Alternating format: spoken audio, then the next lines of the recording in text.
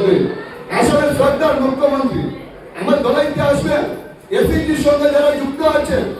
আপনাদেরকে ডেকে নিয়ে 10,000 টাকার চেক